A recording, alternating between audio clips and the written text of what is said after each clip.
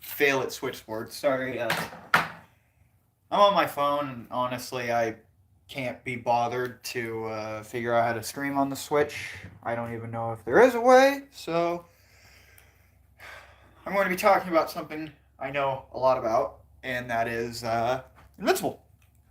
So I figure I'm going to just start talking about season one, and when I get done absolutely gushing over that, I'll talk about what comes next. I'll give a spoiler warning, don't you worry. Okay, so just to start off, Invincible is absolutely amazing. Like both comic and show. The only thing that I have an issue with in the show, and it's not even really that big, is that they do change timeline things. Uh, and mostly you're probably wondering, it's like, oh, well, what's your opinion on Amber? I don't really care. Like, is she a bitch? Yes. But in my opinion, I would rather have that over the absolute brain dead troglodyte that was in the comics. Because you can hate like animated Amber all you want because she is a twat. Like, she is. But what you can't take away from the comic book version is that the comic book version is stupid. In a world where people come back to fucking life, people can fly, aliens actually exist, like straight up just the next planet over on Mars, there's Martians. You honestly think that your boyfriend is selling drugs in a world where people can bench press actual buses? You're gonna tell me that selling drugs is more plausible than being a superhero? I'm sorry. Comics Amber is stupid. And I would rather have someone who is insufferable and is kind of a bitch and who I actually kind of like to dislike than someone who I just genuinely think is stupid. Like, I hadn't even gotten all the way through the show, and I decided I was going to read the comics, and I was expecting, like, Amber to lay into Mark all the way through their relationship, and then, as it turns out, like, the only reason she finds out is because another person actually is like, well, maybe he was a superhero. He disappeared, reappeared as Invincible once already, and then went back, and she never noticed, doesn't care. I don't know. And that's why I'm kind of like, yeah, I do dislike Amber from the show, but I think she's a little bit of a better character, as weird as that is to say. But now I've gotten that out of the way, I can actually talk about the good parts of the show. So, I really hope that in season 2 and 3 they keep the gore, because, dear God, if they keep that level of, like, intensity and gore and, like the hits actually feel like they have weight, none of this, like, Dragon Ball Super Frieza arc crap where it's just two figures dancing around on the screen and it's like no impact frames, no anything. Like, literally just punch, punch, punch, punch, punch, punch, punch, punch. It sucks. It's absolute trash.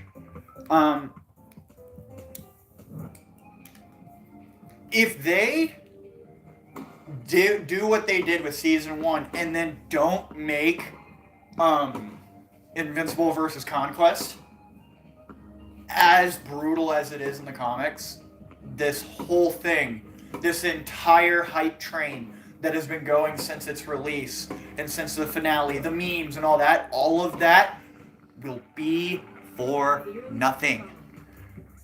Because that is probably, at least in my opinion, the most hype fight that I'm waiting for is Conquest versus Invincible. Because it's brutal, it's raw, there's, it actually feels weightful to the story. And yeah, it has its kind of moment where it's like, okay, well that doesn't really make a lot of sense, but that doesn't matter. Focus on what's really, really good here is aliens punching other aliens. And that's really what this story is about. Because you can have the BS with Thrag and Nolan and God, what's that guy's name?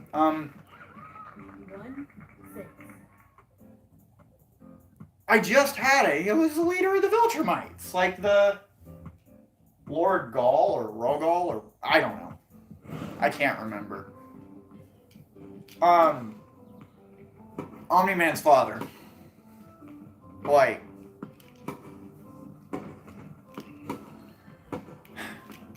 I really hope that season 2 is like as good because it needs to be as good, at least as good, because they've already fucked up the timeline enough to where shit, like, if you go in expecting to like see a comic book version of the show, if you read the comics, fuck no, dude. Like, you're gonna be so confused. What? Just like I was like, wait, what do you mean Rex is still in a body and Omni-Man was gone?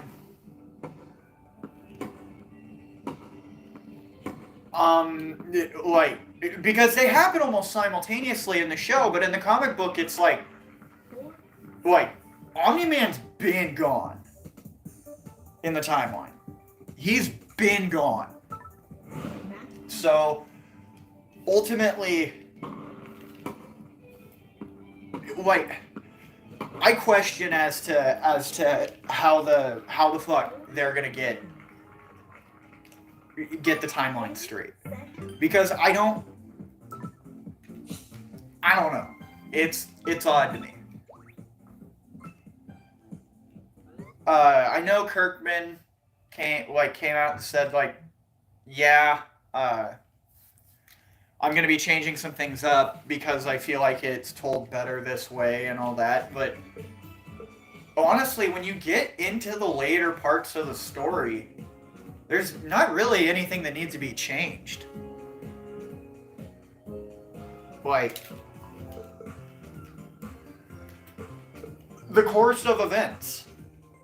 Like, in season 2, I will be very surprised if that season doesn't end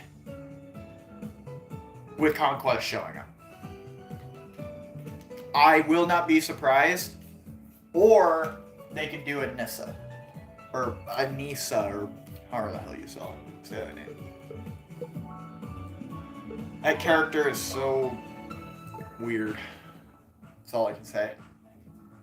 It's just creepy. It's like, yeah, well, like, in that scene, you know, like, those who know that scene, like,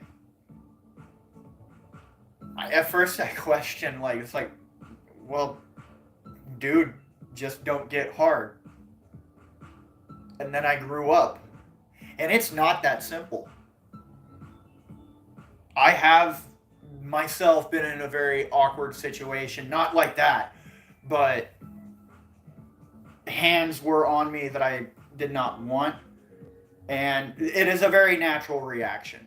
It's fucked, but if you're wondering how, that's how. It Mark's a guy. And that's really all there is to it. Doesn't mean that he didn't need therapy afterwards or that she should have done it. And it doesn't mean that she isn't a piece of shit. I mean, she is. But there's some things that nature programmed into brain that you just can't get rid of as a dude. Moving on to better topics, not at all with that choice. Like, in my opinion, I wouldn't have done that because I am a writer and I don't do that shit to my characters because it makes me creepy. Like, it makes me feel weird when I write it. Like, it's weird. I'll write someone getting fucking punched in the face and like thrown through a building, but sex is off the table. Well, I guess that means that I'm not a smut writer.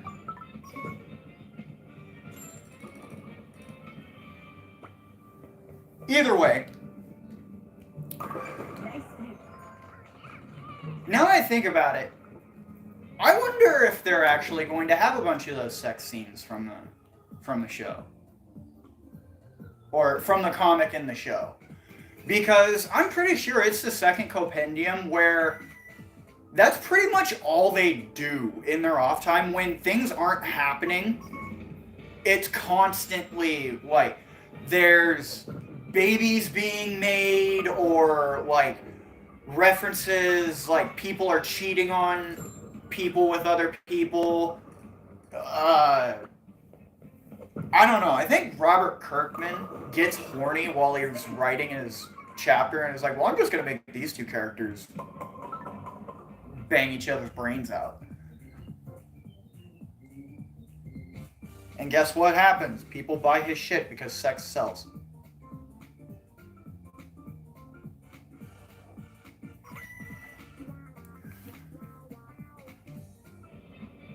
Like, Alan's girlfriend. I know if you haven't seen the show, you don't know who that is. But, dear God, I know that that's playing on some kind of stereotype, but I, for the life of me, cannot identify it. Like, because they're blue and they almost have, like, head tentacles. And they're apparently always horny. Because when you meet her brother, like, there's been a relationship with a pretty established character. And, like, literally his argument to her for, like, her to be with him was that he could make her feel like a woman way more than this other character would. And it is hard to read. The only other character's dialogue that's like that in the entire series is Eve's dad. Reading his dialogue boxes takes me like 30 minutes. Because I just have to, like, I have to detox after every paragraph. Just be like, you shame us all. You shame us all, sir.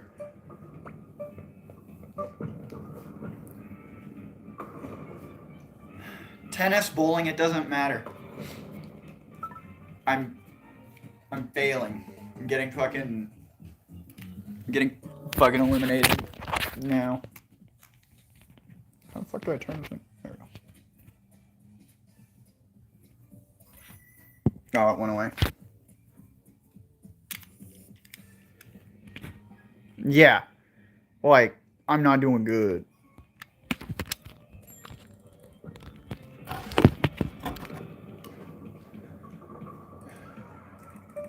Anyways,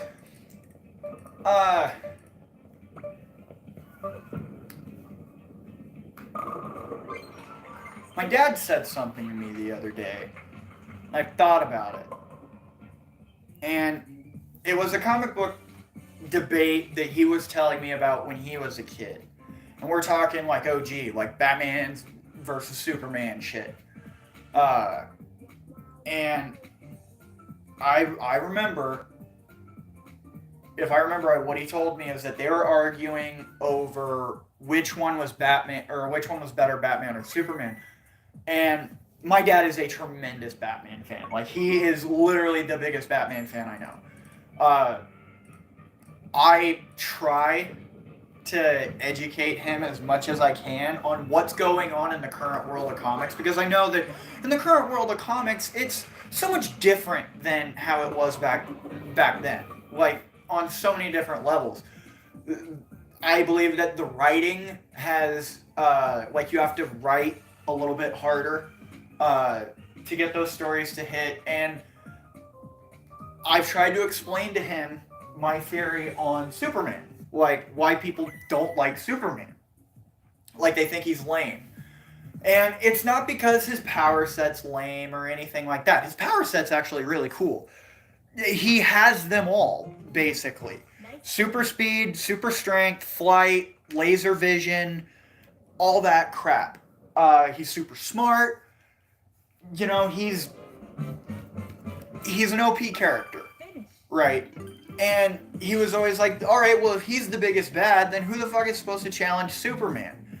And every time I go down the list, like Darkseid, Batman, fucking Aquaman has at times given Supes a run for his money. The Flash has given Supes the run for his money. Doomsday, fucking General Zod. There are so many people that can actually hurt Superman at this point and have figured out how. That hell, even Harley Quinn has a W, a big fat W over Superman in a boxing match. And it's because he relies on his powers so much, is that when they get stripped away, it doesn't work out too well for him. He's relying on those powers. Well, that is a knock against him. Dude needs to learn to actually fight. But what people don't see is that they're looking at the Superman from their childhood, from the 60s, the 70s, right? And I've read comics from those times. I've read Batman comics from that time that my dad has. And some of those are really lame. Superheroes have always been, at times, lame. Even the most celebrated of today have been lame at times. It's just the fact of the matter. It's how comics evolved over the years. There is no ifs, ands, or buts about it. However, that's not the Superman from today. Like, the Superman that I think of when I think of Superman is someone who actually has a brain, in a way. It isn't just like, oh, my brain power is that the writers are about to shit something out of their asses that makes barely any goddamn sense. Just like Superman being able to shoot fucking mini-me's from his hands. Well, screw that. Screw that writing and screw that Superman. I don't like that Superman, but I'm a Superman fan. I'm also somehow a Dragon Ball fan. Seems to be a conflict of interest there.